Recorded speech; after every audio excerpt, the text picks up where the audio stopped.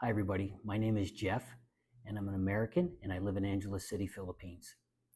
On today's vlog, I'm putting together a comprehensive packing checklist for expats moving to the Philippines. This video will help you avoid common packing mistakes and ensure you have everything you need for a smooth transition to your new life in the Philippines. There are packing checklists all over the internet, many of which are pretty extensive. I'll briefly go over a general packing checklist and then I'll cover specific items that you may find useful in the Philippines. So please stay tuned.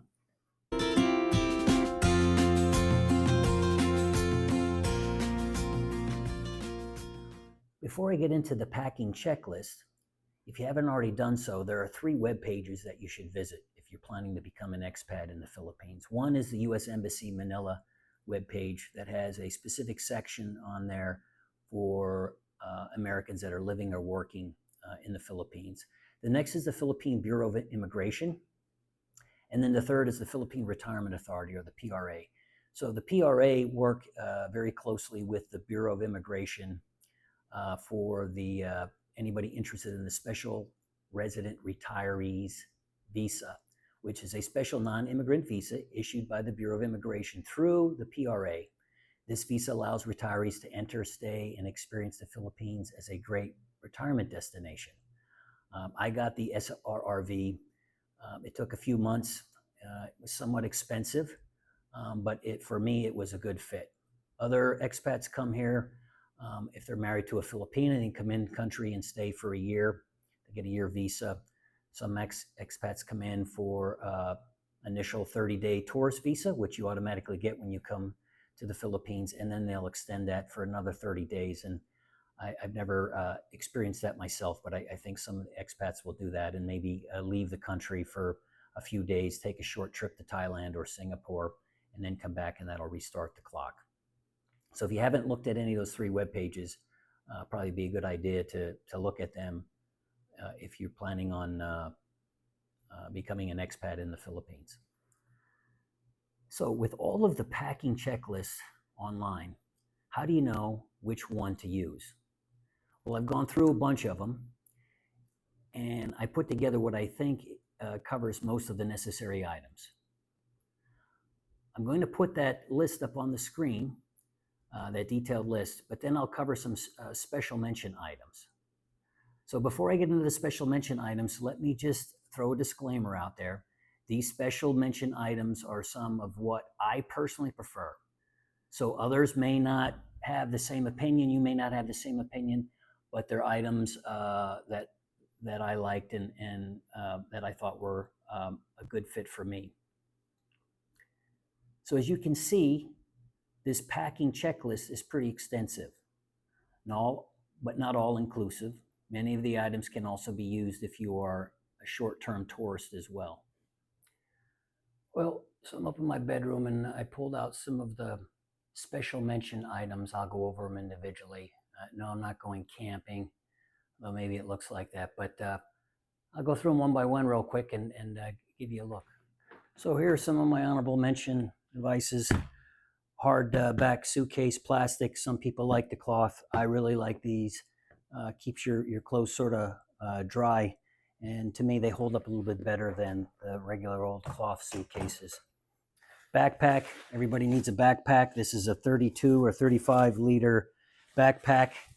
Should have one for doing a little bit of traveling while you're in the Philippines. I like this one. It has a rigid back to it. Many pockets. And for me, I could probably fit like 10 days worth of clothes in here. Very useful. Water bottle, 32 ounce water bottle.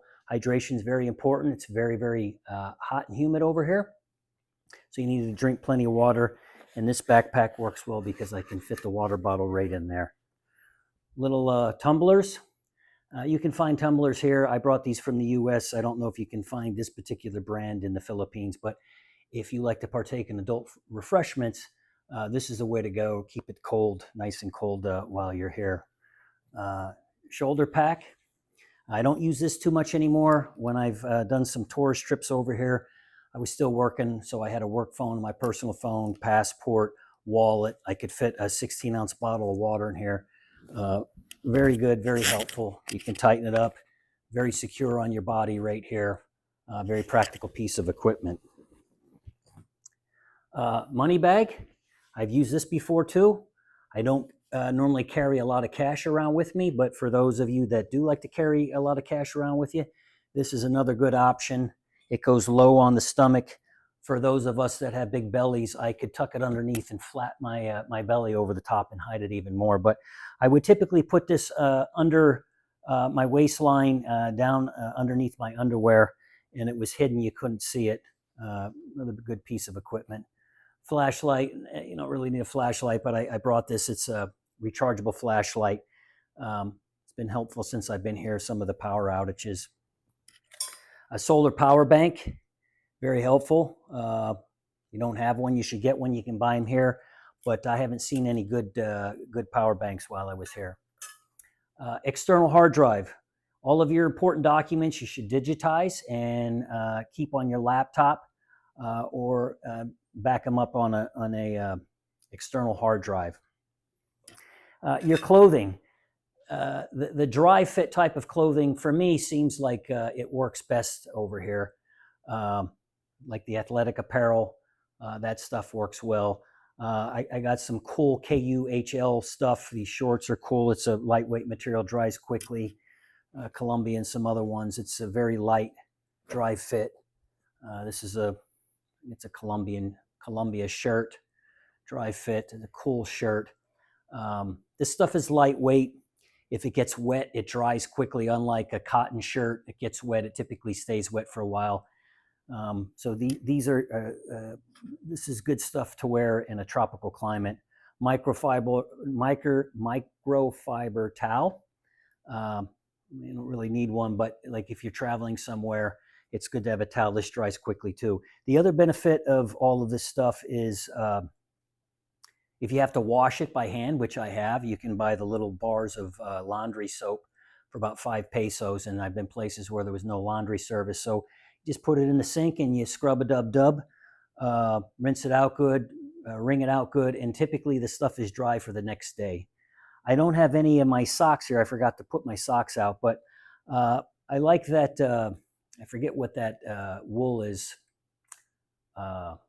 Merino wool. Merino wool is a thinner fiber wool. It's very, very good. It dries quickly. It wicks the moisture away from your feet. Like this material here as well, wicks the moisture away from your body. So it dries quickly. It's antibacterial, so it doesn't really stink. So if you're somebody who got stinky feet, you should get yourself some merino wool socks. They're good for you, and it's good for this type of climate. Rain jacket, I would not go with a rain jacket. I tried to rain. It's too hot here. I have one in my scooter in case I get caught in the rain, but it's just as good to have an umbrella. Maybe you're in the rain jackets. I didn't really think they were too practical for this environment. What else they got? So hats, baseball caps, boonie hats. If you're going to wear a hat, you should wear a hat. It's very hot here. I would recommend using the type of hat that has the mesh on the back. It's a little bit cooler. A good pair of sunglasses. You can buy cheap sunglasses here, $3 or $4. Gotta admit, they look really good. These are Oakleys. I've had these forever. I mean, I used to wear these riding my motorcycle, taking rocks at 60, 70 miles an hour. They're sort of ballistic proof, I guess, but it provides a good level of protection against the sun, and you do need that greater protection. We are closer to the equator here than you are anywhere else in the United States, so the rays of the sun are much stronger here. So good glasses. Along the same lines, sunscreen. Get yourself some sunscreen. I've seen sunscreen here. Haven't really priced it, but I haven't seen a big selection. So if you're somebody that really needs sunscreen, you probably want to bring the sunscreen with you, some good sunscreen with you. Gold Bond powder. I like the Gold Bond. People use baby powder, but in a tropical climate like this, you want to try to keep dry the armpits and other areas that have a tendency of sweating a lot. This will help you from getting rashes. Mosquitoes. Yeah, mosquitoes are a problem here. I found that Off, the spray, works best, like we have in the States. I think I've seen that in the store here. I brought some over with me. But this citronella sort of works okay, not as good as the off. You got the spray and the lotion. The lotion seems to work a little bit better for me, but you do have to put it on more often, and probably because you sweat it off, but it has a good smell to it. I think citronella is the same as lemongrass, but I'm sure somebody will comment on there if that's not accurate. But yeah, go with the lotion. Sandwich bags, Ziploc bags, bring some with you. Keep your passport in it so you don't end up like me. I got my passport very wet, and it's pretty tore up. So you got to make sure you protect that and keep it dry. A little phone protector. I bought this on one of my trips here. I was in a Banca boat, and I was afraid of dropping my phone in the water, so I got this this little waterproof phone bag, which works real well. So that is, I think that's everything here. So here's my special items, my specialty items. Okay, well, I thought I'd talk a little bit about footwear now. So probably generally speaking, the best overall type of footwear for use in the Philippines is like a hiking shoe, something that breathes easily. These are some of my favorites that I laid out here, and I'll go over them real quickly. But tried and true Merrells. I've had these Merrells for about 10 years, and they've been all over the world. They take a licking and keep ticking. Great pair of shoes, very comfortable, very practical for use here in the Philippines. So again, you want something that's breathable. These are very breathable, but you should also consider something that is waterproof during rainy season. During rainy season, we get some severe downpours, and wearing something like this, you're going to get wet, and they'll stay wet for a while. So I also have the pair of Merrells, and these are Gore-Tex, so they're waterproof. Work really well, unless of course the water is over top or deeper than the shoe here, and it gets inside and gets your socks all wet. But very good piece of equipment, these Merrell waterproofs. On Cloud, these are very comfortable shoes. They're also waterproof. I like to travel in these if I'm going on a plane. They're comfortable to wear on a plane, but very good. Another pair of everyday Merrells. And then what you should have too is a pair of adventure slippers. So you can get them anywhere. I bought these in the Philippines, and they're actually pretty good. They're Sandokos, and I've used these. They're good for the beach. I'm not a guy that can wear slippers very well. I'm not very coordinated to wear slippers. I have a hard time walking in them, but these, because they strap onto your feet, they're very good for the beach. Beaches that have a lot of coral, traversing over the coral and on the beach. They're a very good piece of equipment. And then just some everyday shoes for in the house. You can buy these at the market. They're like $3, $2-3. Just a nice pair of slippers to wear around the house. So that's my thought on footwear in the Philippines. Okay, again, some of my other special mention items. Leatherman, don't go home without it.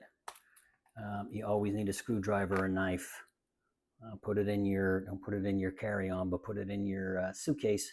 Bring it over. Very helpful. This was very helpful for me coming over to the Philippines.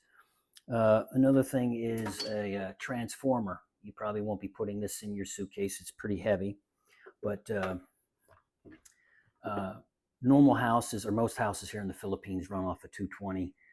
Because we brought some boxes over, and we brought some appliances or small items for kitchen use that run off a 110, we needed a transformer. It's a very easy to use. It's a 2,000 watt transformer, so it'll work most of the kitchen items: crock pots, waffle irons, rice cookers, things like that we brought over. You just plug it in, turn it on, and it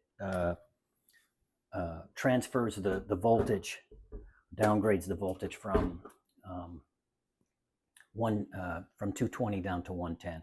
Obviously, your phone, make sure you have a decent phone when you come over. You can get phones here. Haven't really priced phones, but like most things, they're a little bit more expensive. Some of the better type electronic equipment, a little bit more expensive here. So phones, watch, so you get a smartwatch. If you're into smartwatches, get yourself a smartwatch, a good smartwatch before you come over.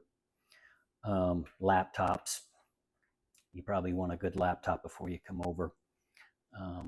speakers, little portable speakers, things of that nature.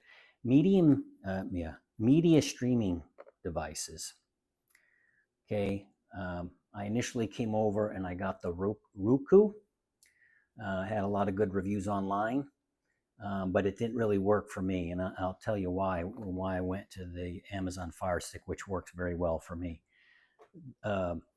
Because I'm a retired military, I'm eligible to get Armed Forces Network on my devices. So I have the app on my phone and on my smart TVs or on my streaming device where I can watch Armed Forces Network for free.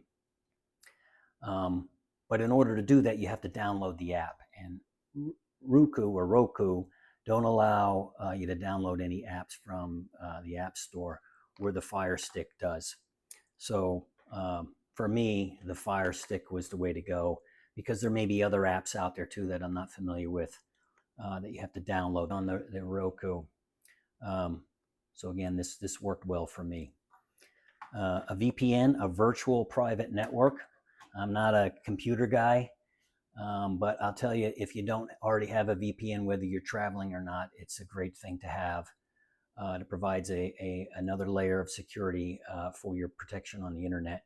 But it also is beneficial over here, and I'll tell you why. I've talked to a couple expats now that were trying to download their bank app on their phone over here, a bank back in the US. And because their IP address came back to the Philippines IP address, for whatever reason, they couldn't download that app on their phone.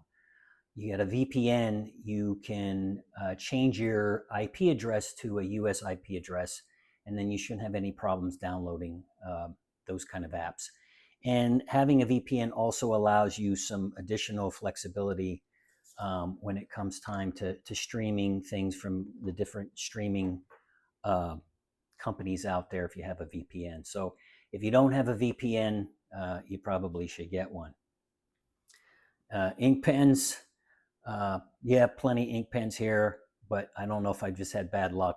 I've had a hard time finding decent ink pens that work. I probably went through a dozen different ink pens and they just seem to work for a day or two, and then they don't work anymore. Paper, notebooks, the quality of paper over here isn't very good. At least I haven't been able to find it. So things like printer paper, anybody who lives in the Philippines and has ever had anything printed out or bought printer paper, it's pretty crappy paper. It's very, very thin. So if that's something that's going to bother you, probably want to bring some of your own printer paper or notebook paper over. Tools. I didn't bring a whole lot of tools. I brought 2 tool boxes about this big in balikbayan boxes. And the only reason I did is just because I acquired those tools over the years, and it had just about everything that I ever used.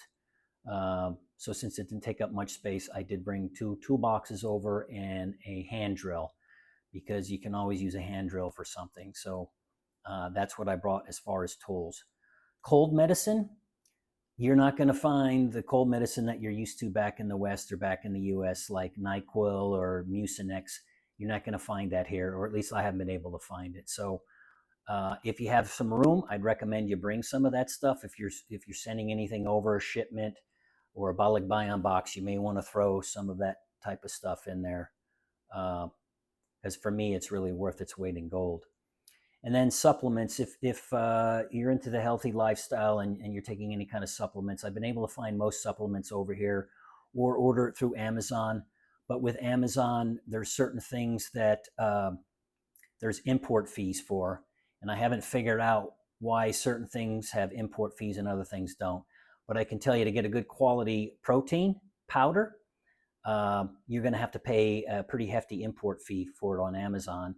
You can find that stuff here in the Philippines, but I just haven't found a good quality protein or protein bar here in the Philippines. So if that's part of your lifestyle, you may want to think about how you're going to get that stuff while you're over here. So what should you consider not bringing to the Philippines? Unless you plan on visiting other cold weather countries, there's no need for winter clothes. Would limit your fall clothes unless you're planning on living or visiting frequently Baguio. But you probably won't ever see any temperatures below 50 degrees up in Baguio. Dress clothes, most expats don't wear dress clothes, though there are some. I mean, obviously, if you work here and you're professional, you'd wear dress clothes. I wear dress clothes occasionally. I go to church, I wear dress clothes. I've gone to some more formal events that I've gotten dressed up. No suits yet, but I have gotten dressed up a few times. But that's going to be dependent upon you.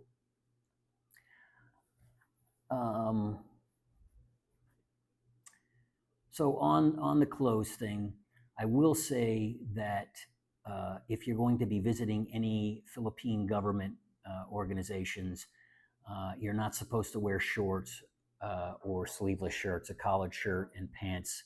I think most expats probably wear jeans and a collared shirt. Shipping, I'm talking about all of this different types of things and how you're going to get them all over here. You're going to bring everything in the suitcase, or you're going to ship some stuff. Well, there's two methods of getting it over here. Well, three. I guess you can bring a buttload of suitcases over and pay for extra luggage. Or you can ship stuff over via shipping container, which I know of a few expats that did it, but that's very, very costly. Just to have the shipping container, a 10 to 20 foot shipping container, you're looking anywhere from $15,000 to $20,000 to just ship it over. And then that doesn't count any import fees that you may incur. And that is sort of a gray area when you start asking questions about how much it's actually going to cost in import fees. Unless you, of course, have the SRRV, you are allowed to ship things over duty-free with a few exceptions, but I don't know that much about it, so I can't go into too much detail on how all that works out. And the other option is balikbayan boxes, which really is intended for returning Filipinos. The word balikbayan is a Tagalog word, and I think it basically means returning Filipinos. So those boxes like LBC, Forex, and I think Manila Transporter or something like that is another one. But those are shipping companies that are available in the U.S. that some Filipinos are able to send boxes back over to the Philippines. And I will show you what one of those boxes look like. So those are your options as far as sending things over to the Philippines if you have some things that you'd like to send over. So this is what what's referred to as a balikbayan box. This particular one is Forex, and that's who we went with. But this is a jumbo box, a balikbayan box. And the price for these ranges, but I think because we sent so many, we ended up paying about $120 per box. No weight limit. I'll put the dimensions on the video here, but as much junk as you can fit in one, that's as much as you can, and as long as you can carry it. There's no weight limit on the boxes. If you do send any items over, I'm not a good one to follow because me and my family sent about 33 jumbo boxes over. And really, it was probably about 30 boxes too many. I think we could have got away with, maybe 3 to 5 boxes, but we brought a lot of junk with us. So my personal opinion, don't bring a lot of junk with you. You don't need to bring holiday decorations. Most of the holiday decorations are made in this part of the world, and you can get over here pretty cheap. Do you really need to fill up a box with plates and glasses and kitchenware? Well, we did, but we really didn't need to do that. Again, that stuff is readily available over here, and it's pretty inexpensive. So I guess the question you ask yourself is, do you really want to spend the money to ship something over, and it's going to end up quadrupling the value of whatever you're sending over, or do you just want to get rid of it in the U.S. and buy all new? But that's a decision that you're going to have to make on your own. All right, well, that should wrap this one up. If you're a first-time viewer, my normal vlogs cover my home build, which I've started in July, this past July, but that's currently on pause because of the holidays, so I figured I'd cover this topic to just spend some of my free time. If you have any comments or questions, please put them in the comment section. If you're not subscribed, please hit subscribe, and thanks for joining. We'll see you next time.